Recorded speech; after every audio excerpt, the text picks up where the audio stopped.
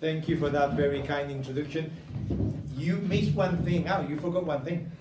I'm a coach. Yes. And that's what I love about being here, right? I'm delighted, back to say this is my favorite word, delighted to be here with you, but at the same time a bit apprehensive and terrified, because you're all coaches. So you're gonna have to bleep this out, but I can't bullshit you.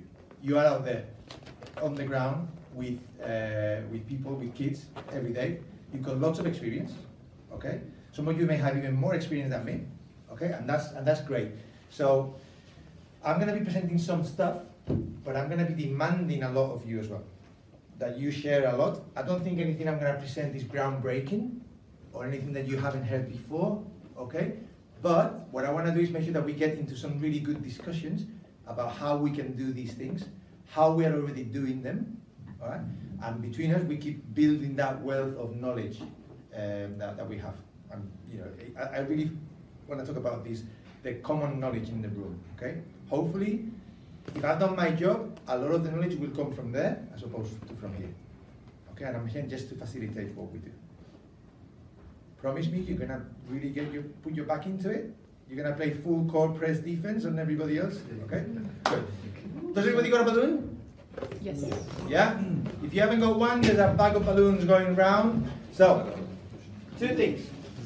Let's just start playing with the balloons and just start passing them around from back to the front of the room. Pass them around. Pass them around.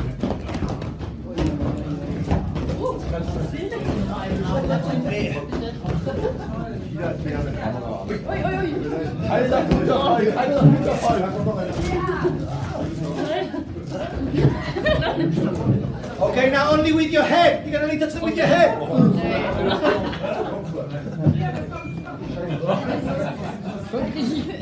Okay, you can use your hands a little bit as well. Now you can only use your non-preferred hand. So if you're right-handed, your left hand. Okay. All right, and stop. Stop. Okay. So, hopefully all of you have a balloon each. If you haven't got one for each, just share.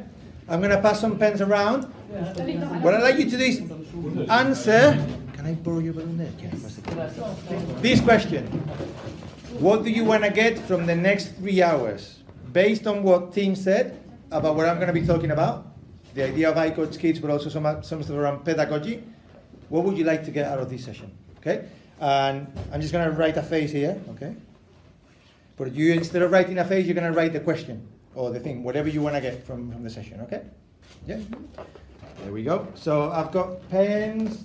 Right. Yes. You're going to have to share them, so I'll pass them around, yeah? Are we allowed to do that in German? You can do whatever you want. Absolute full creativity, okay? You can draw on someone else's face, a mustache, if you want. That's perfectly fine. I will.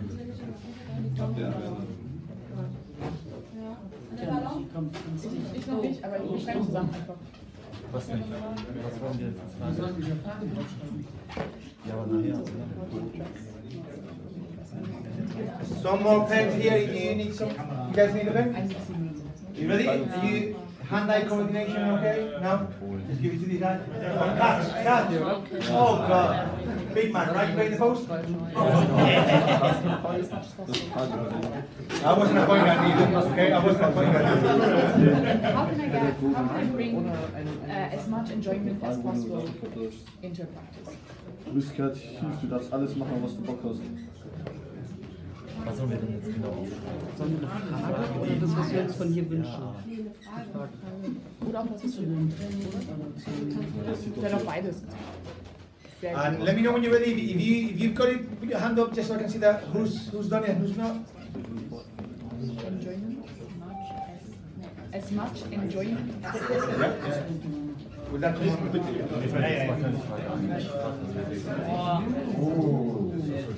Game changer. Christoph, aufstehen! Sag Christoph, aufstehen! Are we nearly there, yeah?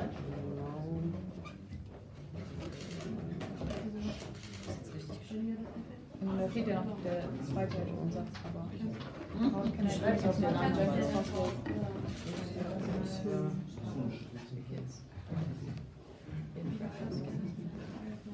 Oder einfach. Aber keine Frage, das war doch meine Frage. Ja, muss die Luftballons tauschen. Soll ich mal smiley? Was dann die Hand hoch?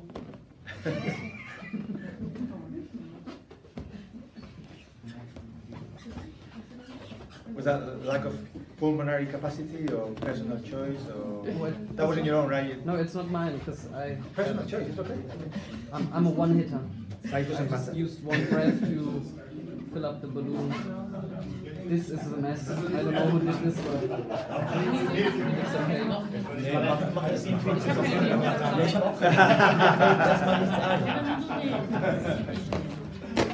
Mein altes Ich stimmt. Okay, are we there or thereabouts? Are we in? Yeah? Alright, so what I want you to do, I want you to start passing the balloons to each other again until I say stop. When I say stop, you're going to end up with hopefully a balloon that is not yours. Okay, if you end up with yours, quickly pass it to someone else. Okay? Alright, ready? Go, go, go, go, go, go, go, go. Weiter hinten.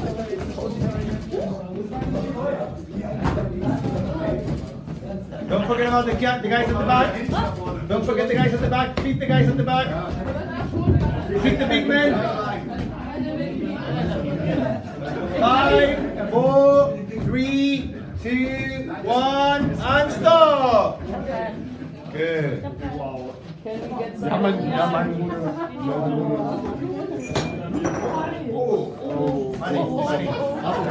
Alright, okay. Alright, so I'm looking for. You got 3!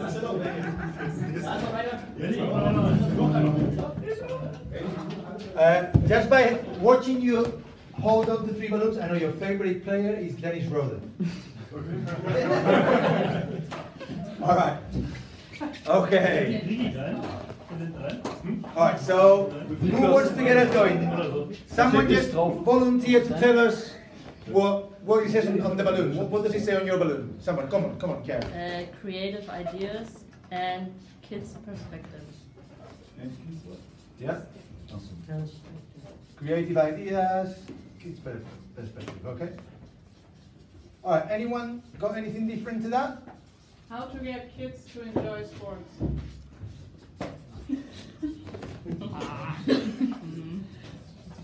Perfect. Anything else different? Do you have any go-to games that work with any given group? Go-to games. That will be tomorrow, but definitely we've got some go-to games that work for me, might not work for you, but I'll show them what I've got. Show you what I've got. What else? Practice mindset for kids and environment. Perfect.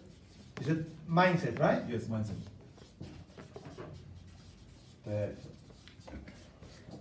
And the environment, very important. We're going to talk about that a lot this afternoon. Go on. Methods and knowledge to coach 3 to 6 year olds. Nice. 3 to 6 year olds, okay. Anything else? Anything different? Anybody? Go on, Stefan. How to turn tense or stressful moments into positive.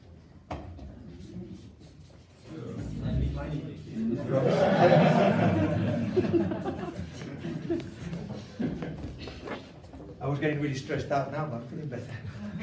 Go on, give me something else. Positive and friendly atmosphere. Okay, perfect.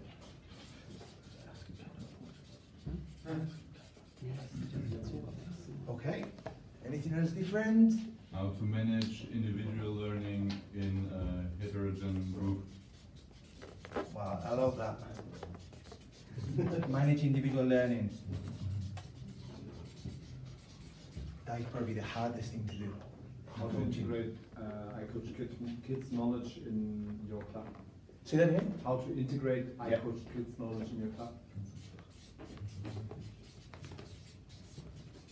Okay, perfect. We're going to do a lot of that this afternoon. Anything else? Are we missing anything? Anything different? No? Alright. I'm happy. I think I'm in the right place. Okay? We're going to cover all of it.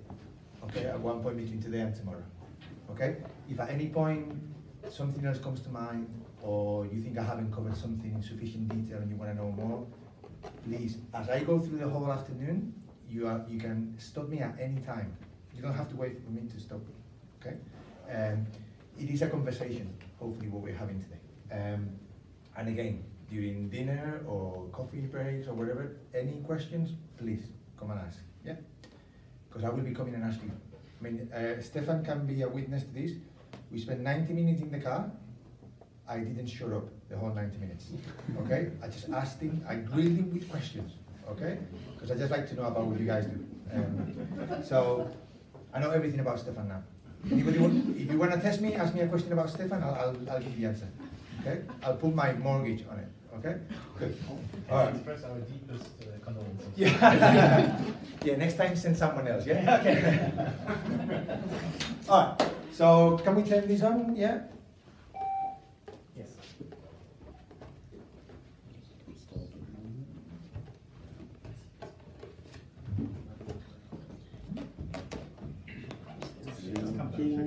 Does the projector know that I live in the UK? Is he an anti-Brexit projector?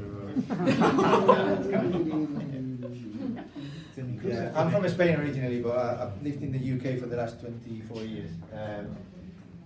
I hate them. You're recording all these, right? I don't hate them. I've got 2 of them in my house. I've got 2 children born in the UK. So the Brexit thing, come on. You work with the Irish, go to Ireland. Yeah, well, there you are. Exciting. Or go back to Spain. All right. So we've done that already. Any ideas why we started with that little game? Fun. Why? Why fun to start with? Makes good feeling atmosphere. We want to set the tone, right? Yeah. Hopefully I've shown to you over the last 10 minutes that I'm not here to lecture you. I'm here to chat with you and to coach, really, okay? And let's have as much fun as we can. The same with the kids. You talked about how do we create a positive atmosphere? Let's start with fun. What are they there for? Okay? Hopefully you're here to learn, but also you don't want to go home thinking, yeah, I learned a lot, but my God, that Spanish guy is a nightmare, okay? So, all right, let's start with another question. With the person next to you, is a sport good for kids? Right? By the way, how many of you have seen me present before? How many of you have been, okay, I'm glad about that, because I've got very limited amount of jokes. I've got 3 jokes, so good. With the person next to you, he's got that question. 1 minute. Is a sport good for kids? Yeah.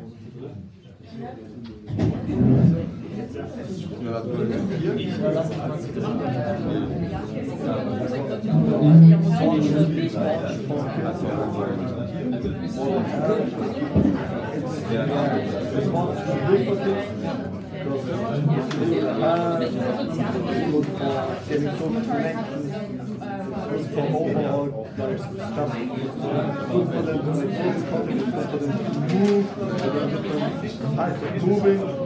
Yeah, I think that's sport is amazing. I think it's for the development by movement, by exploring, by exercising, especially in development. Ganz heimlich.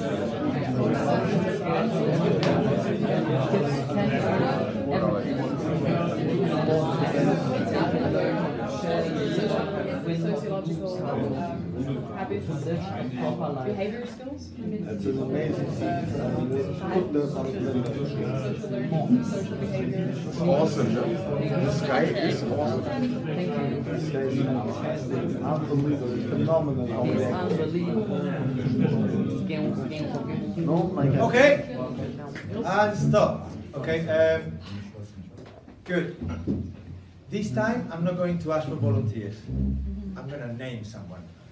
Okay? I'm going to give you 10 seconds to panic. I'm going to do a bit of a cliffhanger that is going to be me. It's going to be me. Okay? Right. I've got all your names here. Okay? No. Christoph. So I saw you looking the other way. I'm drinking. Like, if I'm drinking, he's not going to call my name. Right. You might have to drink a lot tonight to forget what's going to happen. Right. What did you guys talk about that question? We said it's good for kids, also yes.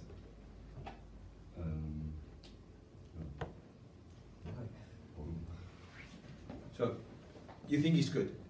Okay? Good. Was there any particular reason why you felt it was good? Why did you think, or why do you think sport is good for kids? What do kids get from being in sport?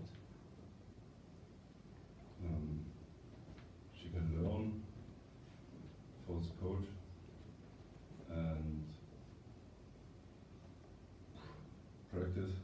Okay, perfect. So we're going to go from Christoph to, oh, my favorite, the podcast man, Eric. Okay.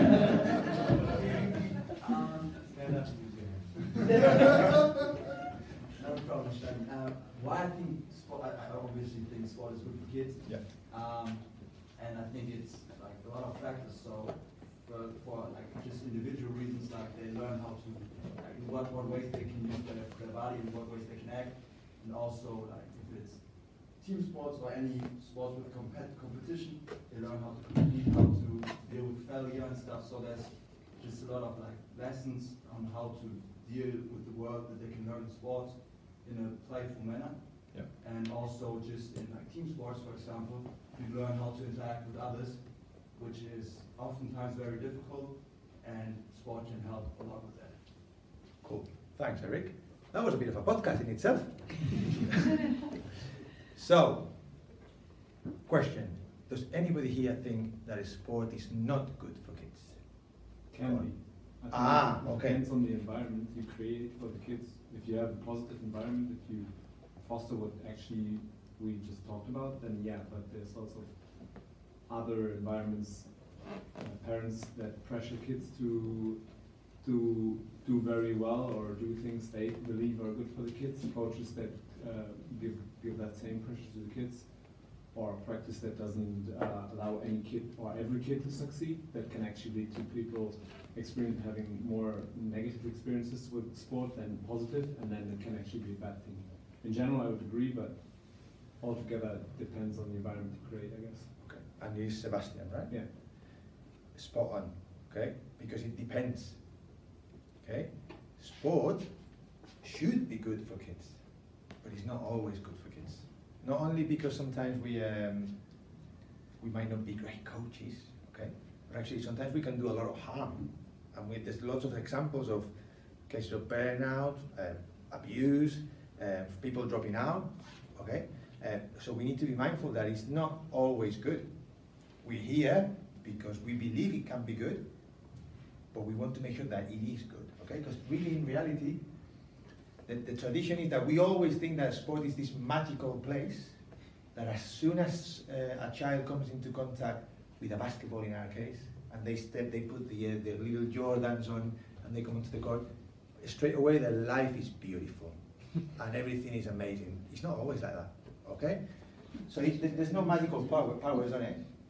Really, sport looks a lot more, not like Aladdin's lamp, looks a lot more like a game of Tetris.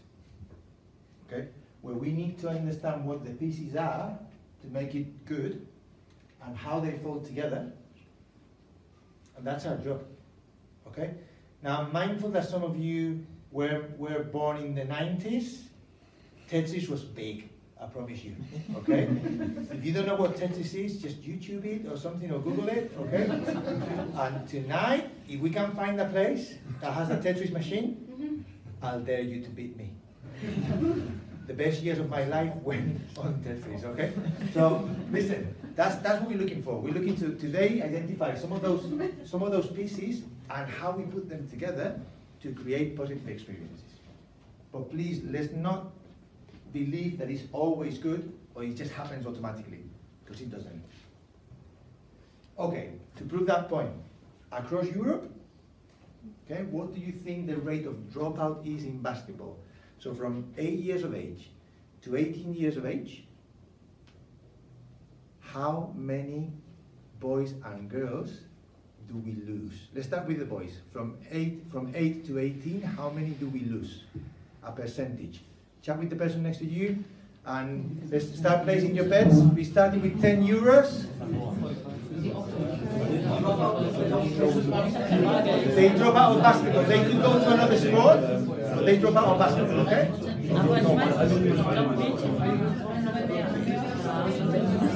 Ich glaube tatsächlich, also bei uns ist die Mädchen vielleicht noch. Also bei Jungs, also ich überlege jetzt nicht, als Potenzial, also die Kompetenz jetzt größer haben, dann vielleicht auch, das heißt, es könnte über die Schule, aber auch reichen. Okay. Alright. If you think that it is between 0 and 20%, stand up. Between 0 and 20%, stand up. Between 20 and 40%, stand up. 40 to 60, stand up. 60 to 80. Ooh. 80 to 100. Okay, great. Okay, so look, we did a study last year. Actually, not last year, it's now the year before last year. And we found this. For the boys it's 30%. So if you were in the right place, go, yeah. Okay. And for the girls, it's 41%. Okay? Across Europe. Okay, this was data from FIBA helped us get data from, I think it was 12 different national federations. Okay? Including Germany, I think. Okay? Now, think about this, okay? I want you to, you coach in schools or coach in a club or both. If you coach in a club, put your hand up. Okay, right. So please think about, go in your head, go through the names of the 10, 12 children that you have in your team. Go through those names, please. Close your eyes. Go through the names of the 10 or 12 kids in your team.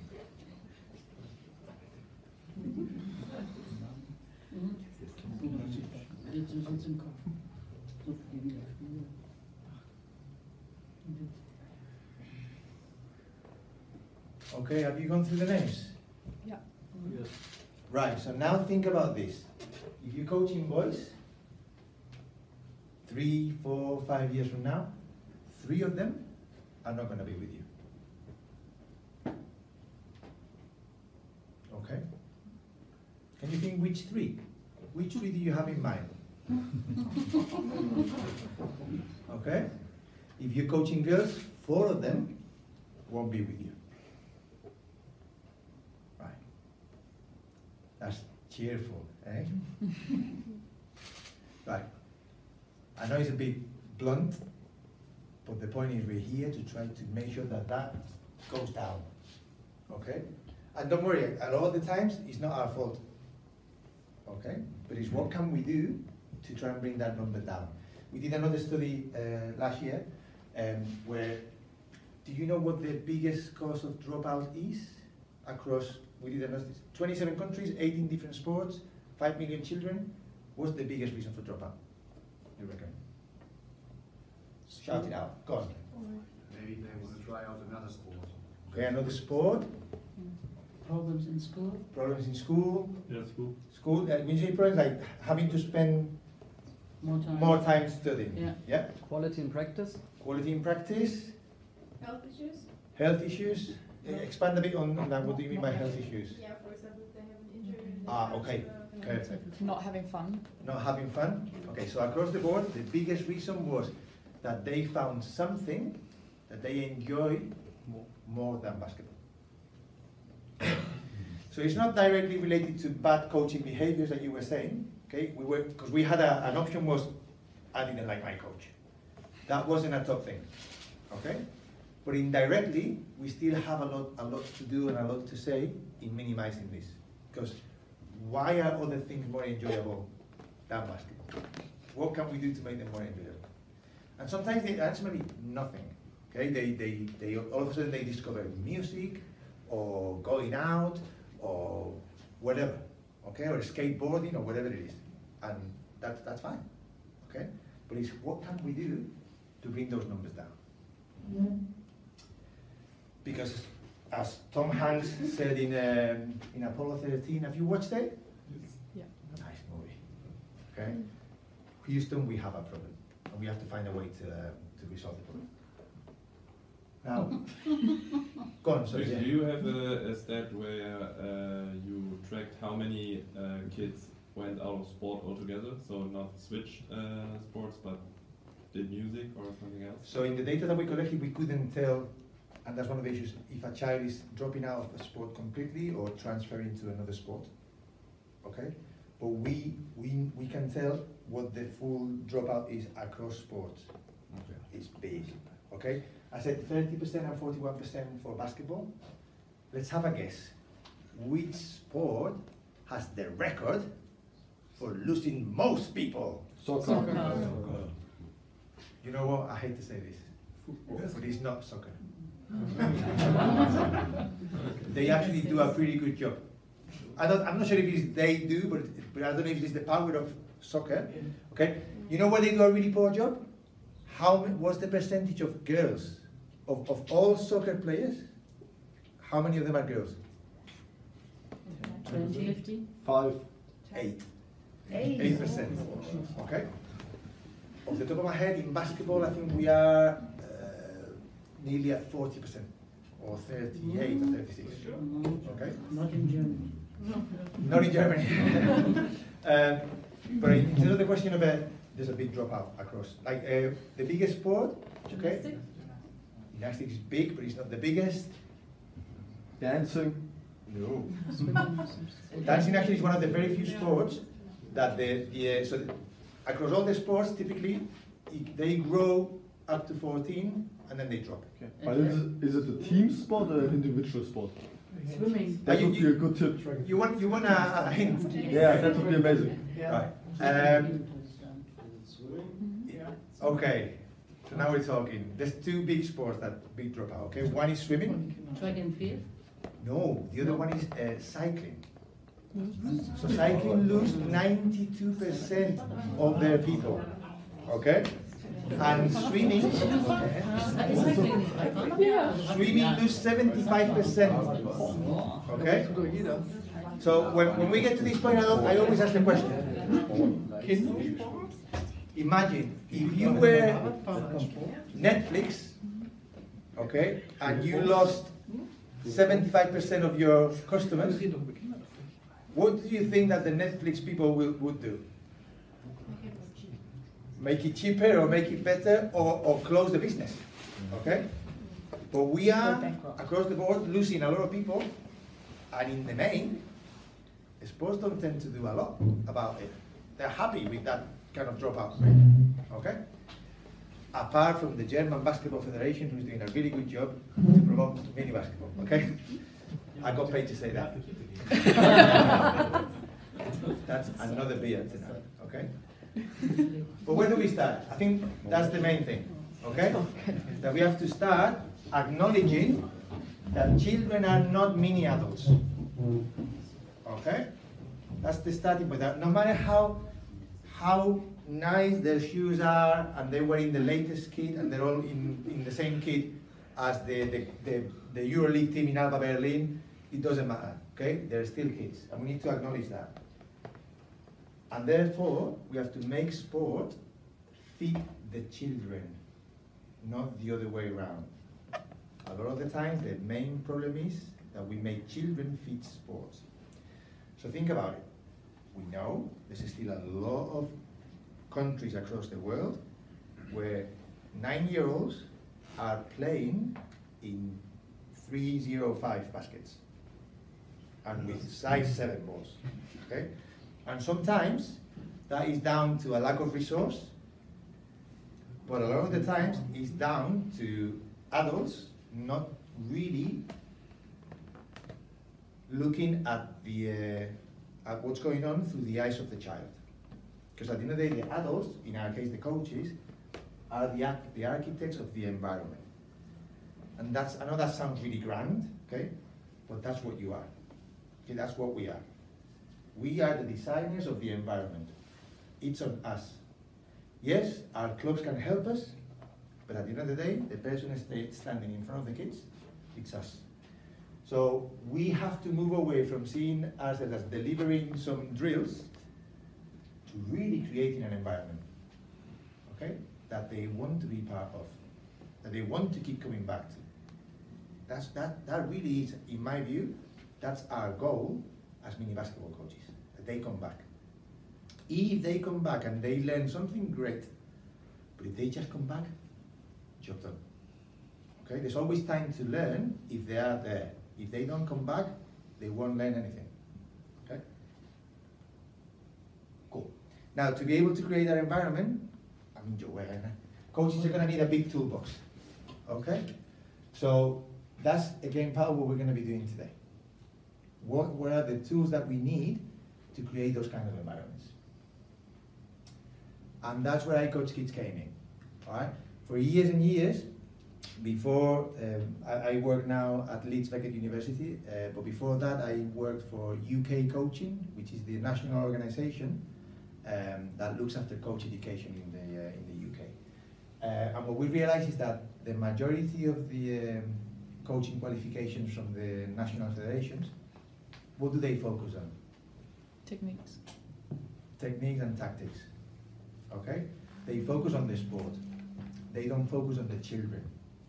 But one catchphrase that we use all the time is, if you want to coach basketball to Mary or Christoph, okay, you need to know a little bit about basketball. You need to know a fair bit about coaching, and you need to know a lot about Mary and Christoph. Okay, that's the order. And a lot of the times, the qualifications are always the other way around. Know about the sport a lot, and then know a little bit about the children, and know very little about what quality coaching looks like. And that's what iCoachKids was trying to do, especially around younger children, from 5 to 12 years of age, or 0 to 12 really.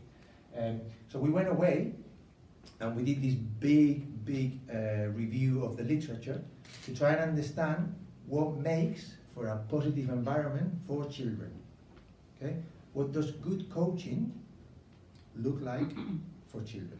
And by good coaching, I don't mean just the act of coaching, teaching something, but the whole thing. How do we go about making sure they keep coming back? How do we go about creating the environment as the architects, okay? So that's your question. That's your next job, okay? In groups of 3 or 4, okay, I'm gonna give you 3 to 4 minutes to write down your, if you get to 10, great. If you write 4, fine. If you write 20, amazing, okay? But in 3 or 4 minutes, as many golden principles of positive coaching, okay, that you can come up with. Go. Hi. How are you, Sergio? How are you?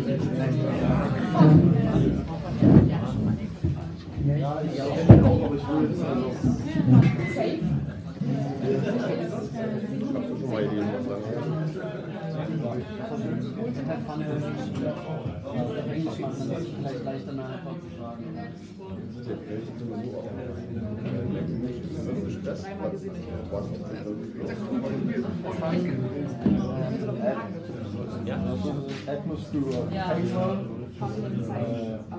where mistakes are not a problem. Atmosphere is huge creativity. Yeah, mistakes out of that. Very good. Where mistakes out of that. Worum geht's? Also 10 goldene Regeln, viel positive Experiences. Also einfach nur, was sind deine 10 Punkte, also was siehst du als 10 für positive Experiences? Und den anderen anerkennen.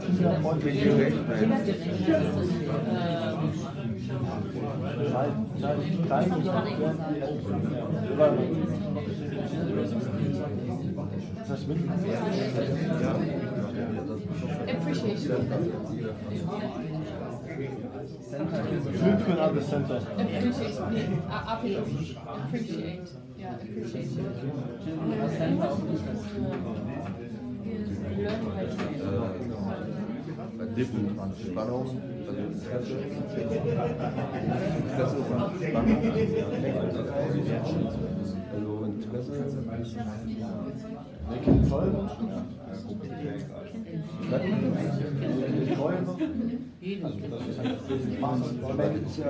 interesting and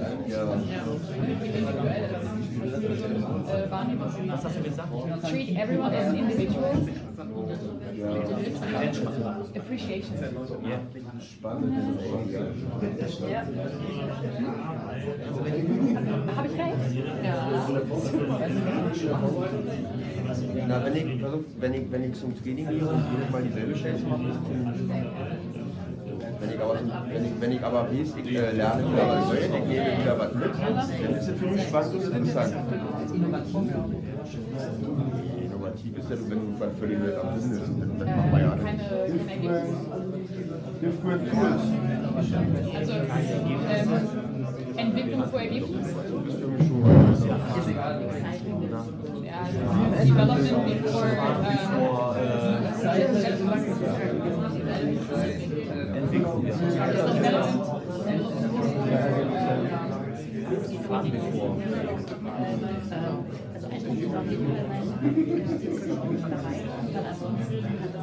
Outcomes, results. Development before results.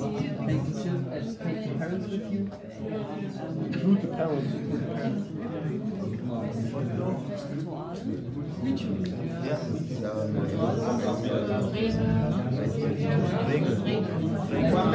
One minute.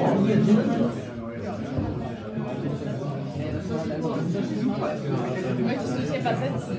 Also auf hier bezogen, wie siehst du das?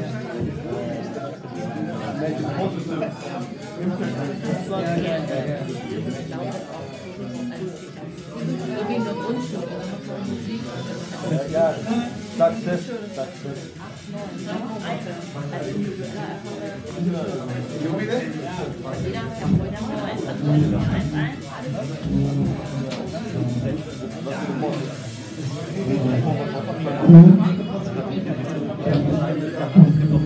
Right, time. Okay. How many groups do we have? So we had a group here. That's 1, 2, 3, 4, and then 3. So 4, 5, 6, 7, 8, 9, 10. We've got 10 groups. We couldn't have planned that better, couldn't we? All right. So I'm gonna reveal the top 10 principles for positive experiences. Okay? And if you mention that principle in your group, you have to go, bingo! Yeah! Okay? Yeah, I can tell you lived in Madrid for a year, okay? Alright. Ready? So, yeah! Bingo ist Erfolgssport. Nice. Another one? Ready? Okay. So, at number 1, okay, and I'm mindful that when we reveal them, you might have to do some engineering to fit whatever you said into a, but I'm happy with that, okay? Engineering, I mean cheating if you need to. Okay? That's all right. As long as the referee doesn't see you, okay? All right, number 1. Be child-centered. Be free Mexican waves, whatever, okay? Alright, write down, if you got it, 1 point, okay? Number 2, being holistic. Means developing the whole child, okay? Not just developing players, developing people. A little yeah. Number 3, be inclusive. Yeah. Yes, of course, yeah. Number 4, make it fun and safe. Whoa! Did you have both the fun and the safe? Of course. Yes. Of course. Yes. Sure, yeah. Number 5, prioritize the love of sport above learning sport. You could throw a lot of different things in there, okay? So yes, yes. Alright, number 6. Focus on foundational skills. Okay?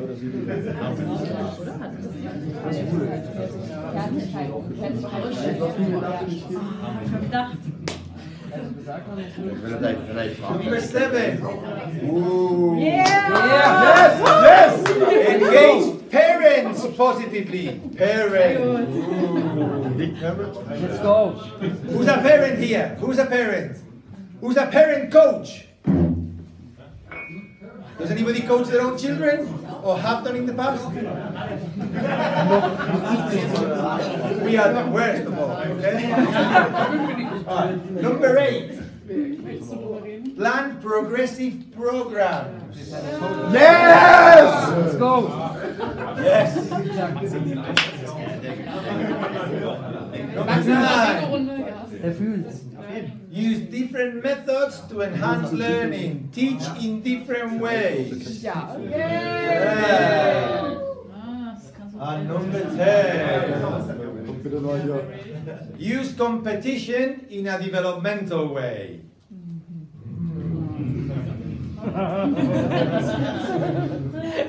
Okay. All right.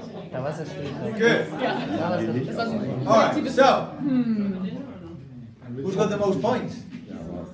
Which one? How many? Sure. 5. 6. 6. That's bullshit. Lie. Peter for sure. How many? Anybody can pick 6? 12. Yeah. Like it. Okay. Good. All right. So now what? We've told you 10 things there. Okay. Some of them are quite cryptic. Like, what does that? Oops, sorry. What the hell does that mean? Prioritize the love of sport above learning sport. Okay. How do we make competition developmental? What's that about? Okay. Some of them are more intuitive than others. Some of them are less easy on the eye or the ear. Okay. So let's spend some time now working through them. But I want you to do that yourselves. Okay. Without me giving you an instruction. We've got 10 groups, so this works beautiful. Okay. We're gonna start with group 1 here. You're gonna explore what do you think being child-centered means. Okay. And most importantly, okay, not only what it is, what do you think as a coach I would have to do to be truly child-centered? What are my coaching behaviors, okay, or the design of the environment that is going to make my environment and my coaching child-centered? And I don't want to explain anything, okay? You have to be creative. You have to really come and try to see what we mean there by yourselves. Group 2, okay? Be holistic, okay? Group 3, be inclusive, okay? Group 4, I think the guys in front of you, I think. Yeah. Group 4, making it fun and safe. Group 5, prioritize the love of sport over learning sports. So 5 over here, yeah. Group 6 behind, okay.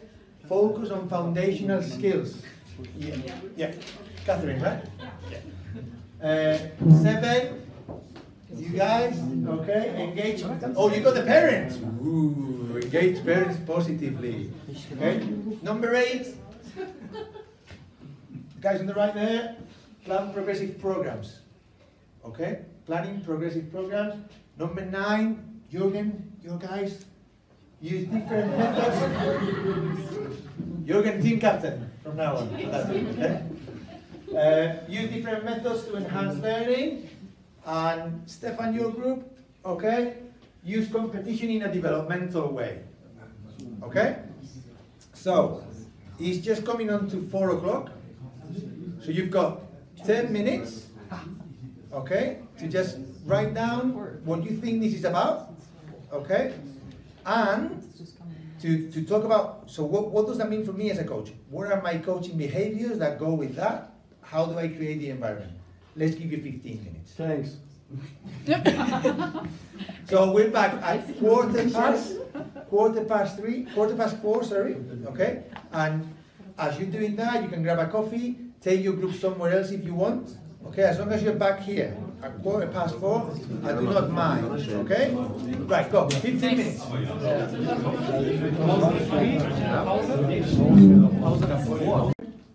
Okay? And very important, if we want to understand what children need and what they want, especially what they want, what do we have to do? Just a question, how far would you go?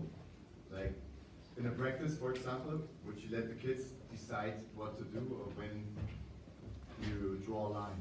What do you think? I don't know, I'm just No, well, how far do you go? Yeah, I think you cannot do it all the time, then you go nowhere, you know, it's like chaos. But sometimes you can let them decide. Yeah. And then it's a progression, you know, at some point maybe the decisions come quicker and they are more sensible. I think we have to, like, the reason why I threw the question back at you is because it really depends again on your relationship with the group, on the age and stage of development, on how long you've been working with them, on how long you're going to be working with them.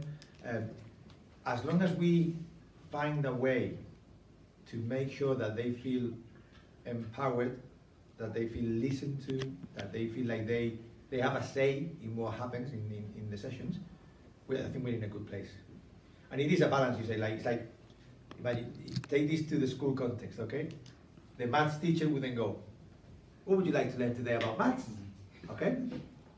But you can still make them feel like it belongs to them, like they own it.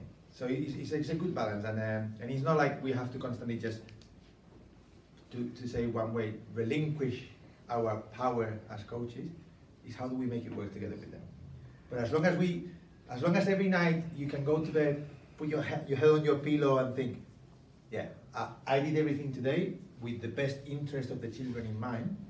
It wasn't about me, it wasn't about the club, it wasn't about anything else, then we're in a good place. And I would say, that the last thing I would say, experiment with it. See how far you can push it. Because I think sometimes we don't go too far because we think we're going to lose control. Well, experiment a little bit and see, and it works different with different groups. Okay, with some groups you can let go a lot. With some other groups you have to go, ooh, okay, come back a little bit, okay? Perfect.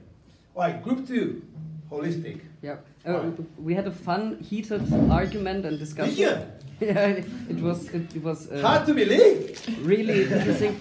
Actually, we had certain points we had to agree, and we tried to come up with some points. We tried to manage to argue about 3 things. Yep. One of the things was the coach's personality, how you act as a coach, if you're open-minded, if you... Klaus, right? Yeah. Klaus, let me take you back one step. Okay. What do you think we mean when we say be holistic? And we got 3... Oh, we got to that, okay, perfect. We got just to be in the whole holistic in our part. How do you are as a coach, what kind of personality you got, what kind of method and pedagogic you got, yeah. how you teach certain things, what is your kind of knowledge in regards of working with children, and last but not least, the background of the children, of the parents, and also about the environment you are working in, like school, like friends, like these kind of mini cosmoses children are involved in, so we are able to project our knowledge and our coaches thing onto the children to work holistic and to see each child in their whole environment and as a whole. So, you said many interesting things there, but I took one really, really, really interesting to me. That you mentioned that being, or the way I interpret this, being holistic is about 2 things, okay? One is, we talked about developing the whole child. So not only developing the basketball player, okay, but really measuring your success, not only in terms of how many left-hand layups can they make, but also, have I made a positive contribution to this person's life, to their personal development? So, like if you were in human development, But also being holistic is about, if I understood you right, considering everything around the child. You talked about parents, school, all the environments that the child is involved in. And why is that important? Why is that important to you, Klaus? Why do we have to consider all this? Because otherwise we don't understand where the child is coming from. We need to work with the parents together. We need to know the environment, the school, what kind of school they're in, how they are socialized, to be able to pick up the children where they are at the moment. Yeah. So we are child focused and not the child is focused on us. Because otherwise we aren't able to work our methods, our pedagogic to the child and with the child. And because the other way around, if we got our program and we got our methods, the child is coming to us, we won't be able to pick up all the children that we have to work with and we want to work with. And then it's just like picking up 4 to 5 children who can work with us, but we need to work with 30 to 40 children in the best case. And that, Klaus, takes us back to what we said earlier at the beginning of the session, that it's not Aladdin's lamp, yeah. It's a game of Tetris. And you've just identified quite a few of those pieces that we need to be mindful of. Okay? And then we have to work to put them together. So it's not, because a lot of the times again we feel like, oh, they're playing basketball, they're doing sport, they will become better people and be happier. Not always. Okay?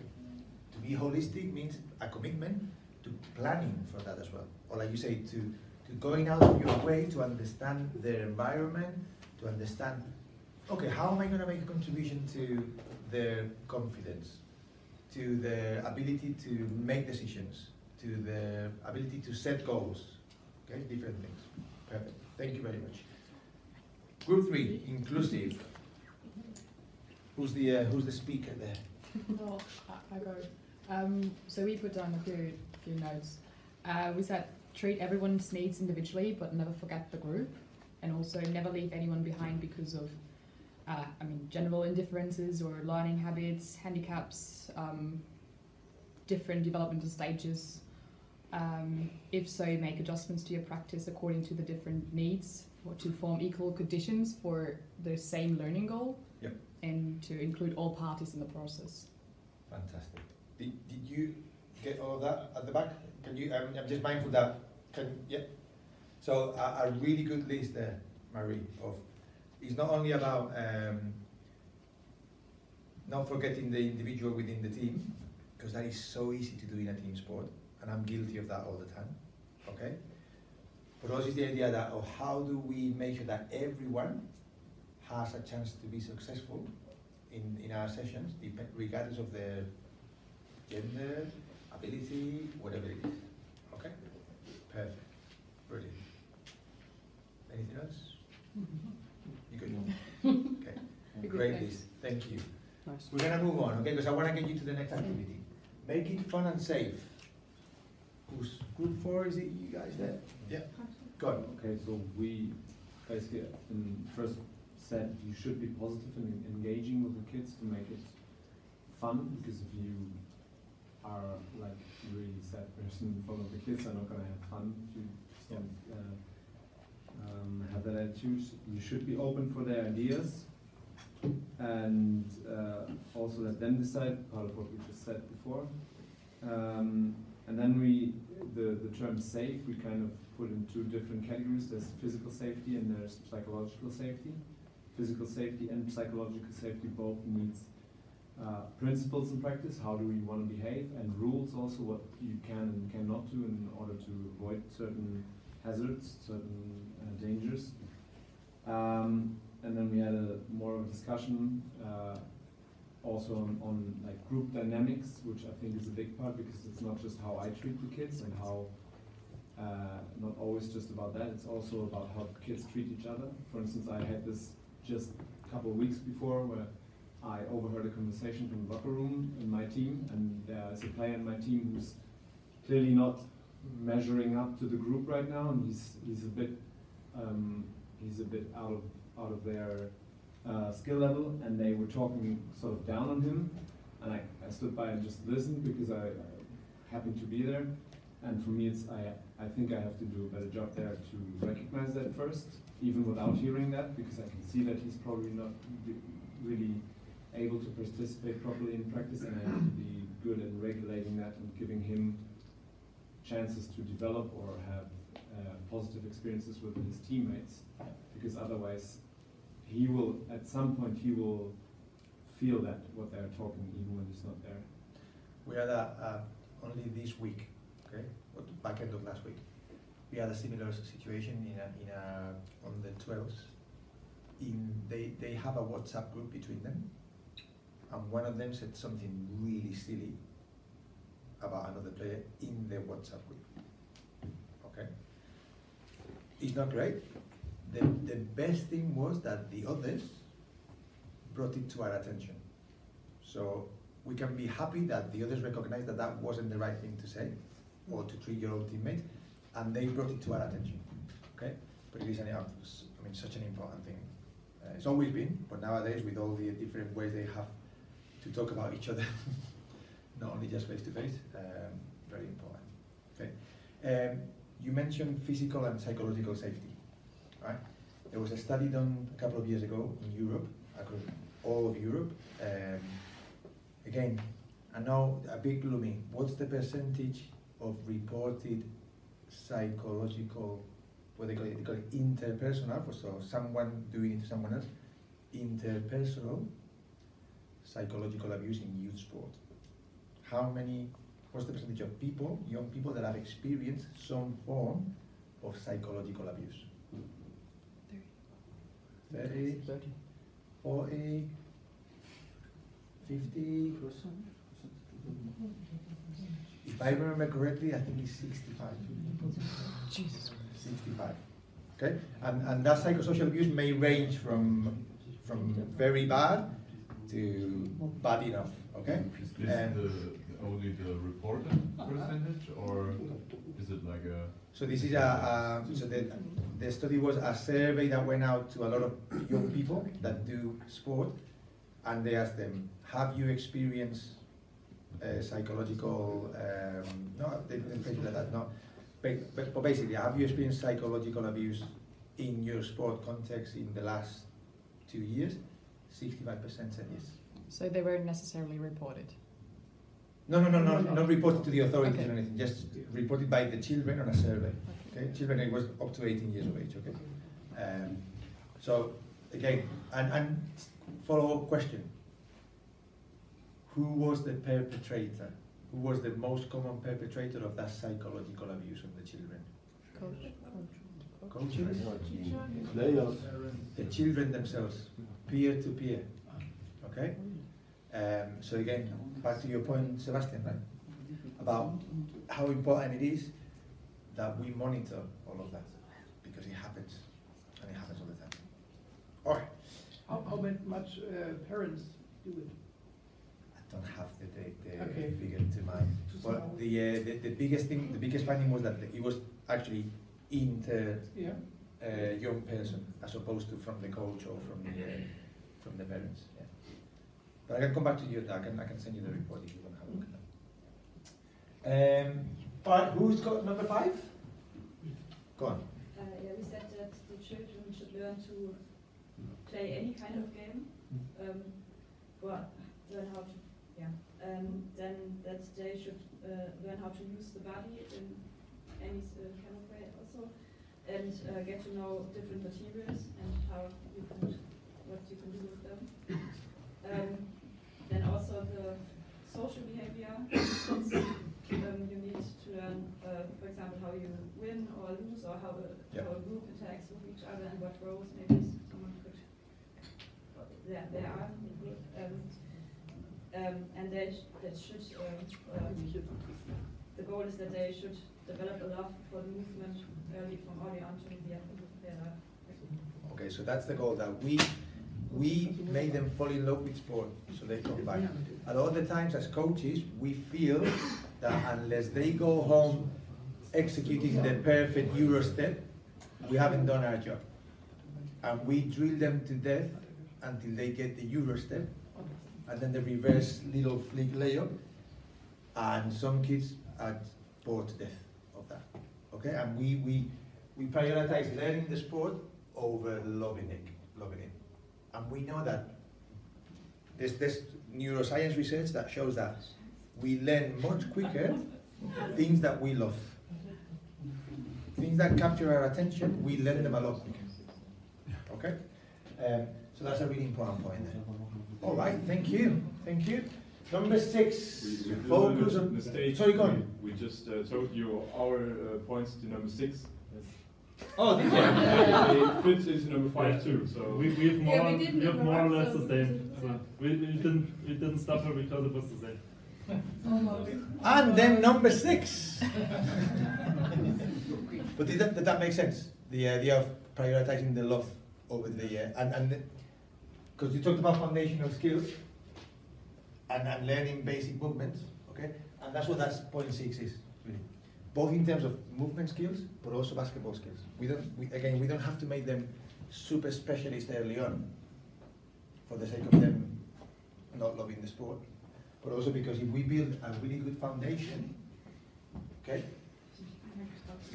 If we build a really good foundation, then it's easier to build the next step. But what might be some of those foundational skills in terms of movement skills? What might be some of those foundational skills? It could be number 6, or it could be anybody. Jumping, okay. Landing, jumping, running, landing. Okay, the fundamental movement skills, the basics of movement. Okay, and all the time we try to teach them the basketball-specific movements before they have the movement competence to do them, and we miss out on a number of steps. Okay, so it's really important to find ways to increase their movement competence before we want to improve their basketball competence, or at least do it alongside. Okay, great. Just a question: where does the love sport ends for a child if you focus on foundational skills? If they do it wrong, or in your opinion wrong? Because foundational skills, if we talk about jumping or also landing, there might be not health issues because they're too young for that, but just so they don't learn it the wrong way, I would say. Yeah. You know what I mean? Just for I mean, it's hard because I don't have a practical example, but just to difference between the love of sport and the focus on foundational skills. Is there, or might there be a point where they get to clash? My strategy there, and I begin to see what other people do, is I'll do that, but always trying to do it in the most fun way possible. So always, and we'll see this tomorrow when we are working with the kids, okay? That I'll do a couple of things to show you how I'll be working on fundamental movement skills, but it's a game. Okay, and it doesn't have to be a perfect. We're not training them for athletics, okay? But as long as they're learning to, like you were saying, landing, jumping, running with good technique, it's always about trying to be as creative as possible to do that in a fun way, in an enjoyable way. And tomorrow on the call, we'll explore some of those ways of doing that. Okay. But to me, that's because you're very right. It's a balance between. Remember, how much do we want to listen to their opinions and do what they want, while keeping it safe and prioritizing the love, but also being able to give them the skills they need. Okay, it's always a balance. Yeah. And I don't know if I've got the picture here, but I always, as coaches, we also, we're also spinning plates all the time, and it might be that some days you focus on that plate, and that one falls out a little bit or falls down. But you need to know that, because in the following session, you have to focus on that plate and maybe not so much on that one, to try and keep all the plates going. And again, coaching kids is a marathon, not a sprint. Hopefully we all, when we start with them at whatever age, we are passing them on to each other in the best possible way so they keep going. Good, thanks. It's a hard job, coaching, okay? Because we're balancing so many things. Okay, not easy. Hence why things like this are really important. And again, not because I want to, not because I want another beer from Tim, but what you're doing in Germany, not many countries are doing. Okay, at this age group. Cool. What number are we on now? 7. 7. talk to me about the parents. Who's 7? Yeah. Go on. Hi. So I think the most important, or we thought the most important point is communication, and that regularly. So not only about negative aspects when a child misbehaves or something, but like just in general to include them. Also sometimes ask them for feedback. Maybe they know things that we don't know about the children that we have to respect. To be always open for communication. So not during the session, but maybe you can say, okay, afterwards we can talk, or just in general that they have the feeling that they can reach out to you and that they can talk to you. Give them opportunities to engage in a positive way, so we can name possible tasks they can help you with. For example, maybe there's something you want to do parkour, or you need help for, I don't know, anything, then you can talk to them about that and they know how to engage in a positive way, not as a co-coach being, I don't know, negative towards the kids and disregarding you as a coach. Also explain them your goals as a coach, so why are you doing it the way you want to do, so that they understand you better. Explain them the rules. For example, for us it was that during the games they're not allowed to do critique on their kids. So it's the coach that has critical points for the kids, but not the parent. The parents are there to support their kids and to be the biggest fan of their kid, and not only their own kid, and not only of our team, but also in general of the kids for doing sports, for loving sports. Yeah, so like general do's and don'ts as a parents, just so that they know, and also communicate about development of the children. So positive, negative, just keep them in the loop. Great. So I mean, you've mentioned quite a few things there, but if we boil it down, it's about the idea of communicating with parents, being proactive. I mean, I don't know about you, but a lot of the issues that we tend to have with parents really come because we haven't been proactive enough to talk to them in advance, or to see, or to know what are the kind of things that get parents going, really, that we need to be mindful that if we do this, there's going to be some kind of backlash from the parents, okay, and do that in advance. To me, the key there is as well, then everything you said that points towards the idea of we have to stop thinking of parents as the enemy and see them as a fantastic resource. Why are they a resource to us? What kind of things can they do for us? You mentioned some of them already. But what are the parents experts in? Their kids. Their kids. They know their kids much better than you. Okay? So if we're having an issue with a kid, or if we're not sure how to get through to a kid, let's speak to the parents. Okay? Or let's, like you said, let's bring them in regularly. We do you do parents' evenings in school in Germany, right? Where every now and again you go and the teachers talk to you about your kid. We do that in our club. Okay, bring them in, just like formally, and just have a chat with them. Yeah, it could be 5 minutes, and then we do a lot of that on the sideline as well as informally as well. But that's really important. So I have a slide sometimes where you can see Obi-Wan Kenobi and Darth Vader, and that's the typical coach-parent relationship, right? We want to move away from that.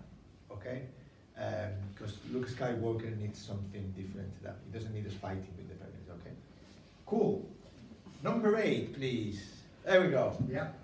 Okay. We had planned progressive programs. Just a few things we touched upon. Be brave to deviate from the norm, from the tradition. Widen your focus. For example, multi-sports. Alba Berlin is cooperating with Union Berlin, so soccer and basketball rotating practice, just as an example. Another point, less technique, more implicit learning, and in that regard, based on science, scientifically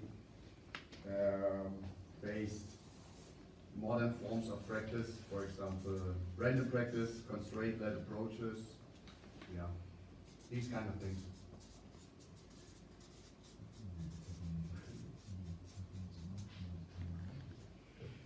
So I love this because you took it in the way of, so in a way you started talking about number 9 as well. Okay, in terms of different ways to coach.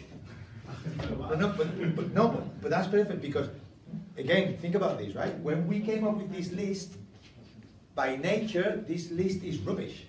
Okay, why? Because we're trying to deconstruct something that is integrated. You coach, you don't do these things separately, you have to do them all, or try to do them all. So all of them are interrelated. But that's perfect, because you took progressive in terms of using things that are slightly, I'd say you took it more towards the innovation side of things, both in terms of the pedagogy, but also in terms of the collaboration between football and basketball. Fantastic.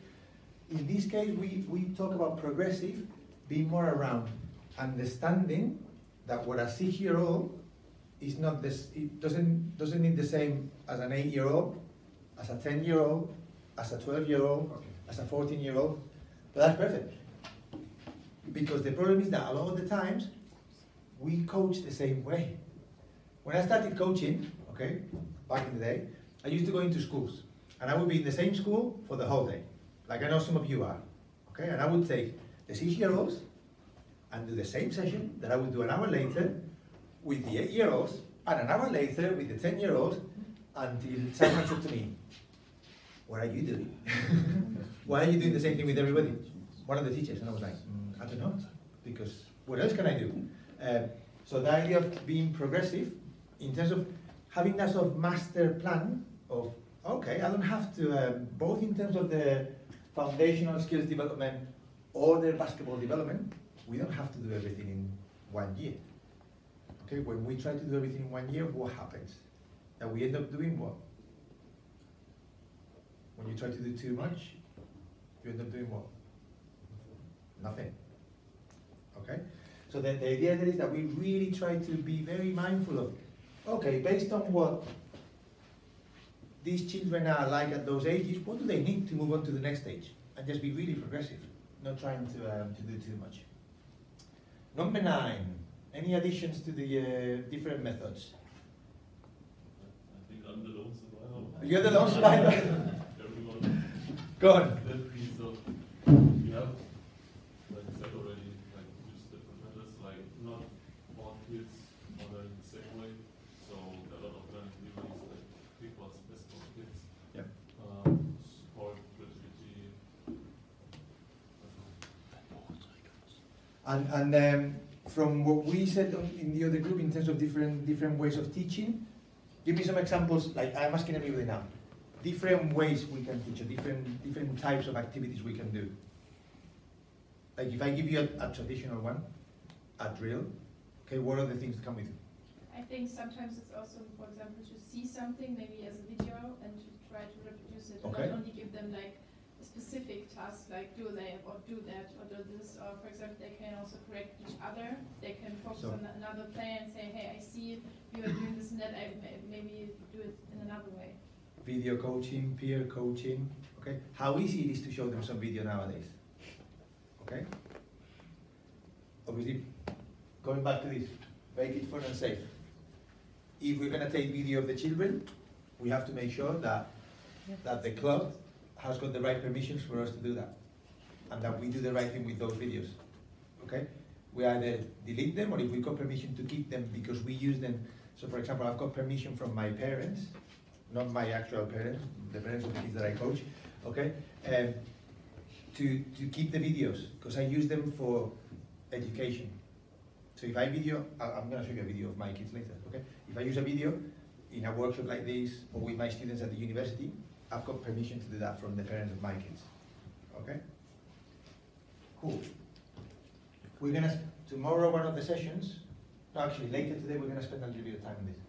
And finally, competition in a developmental way. So we agreed on like to start competition in a developmental way to like for the basis to focus more on the process of competition than on the comparing of the results in the competition, which is very important just for the safety of the kids, so they can focus on competing. And through competitions, there are a lot of options for personal lessons and overcoming challenges, like how to deal with losing, even though losing isn't like bad, it's okay to lose, but it kind of matters to kids, right? Like when we focus on the process of competition, it's not bad to lose, it's okay to lose, but still it gives options to learn. And then for for example, for a team, if you compete in practice or against other teams, there will be like values that arise that the kids and you can decide together, or you help them find values on how to deal with that, working together and stuff. That is one side on how to develop mentally. And we say like there's a difference between kids competing against themselves, like setting their own records and like as individuals, and then competing in a group as well, like in a game day, for example. And there's a difference if they can have their safe space and compete against themselves to develop. Saying like, yeah, break your own record in layups or in whatever, like catching others, that's like a different thing. So then the problem is not competition per se. The problem is how do we present and manage competition, okay? Because what's the normal traditional competition that we put children in? A league, okay? Some of them don't want to be in a league, okay? But they maybe want to do, we call them festivals, where every 2 months you bring up 200 kids together and they play with no scores, with nothing. Or they might want to play in a league with no scores. So it's not about getting rid of competition altogether, it's about finding formats that work for everybody. Or they just want to do some 3x3, maybe. I don't know, as they get older, a lot of them just want to do 3x3 and they don't want to do the 5x5. Okay? Good. Perfect. Okay. So I can see you all, as we say in England, flagging a little bit. Okay? A bit like this. Okay? Because we've been talking for a long time. So I'm going to ask you a favor. Get your coats. We're going outside. Okay? Right, so we're going to take an active break, but we're going to be doing something outside. So take your coat, and I'll meet you at the front of the building there, okay?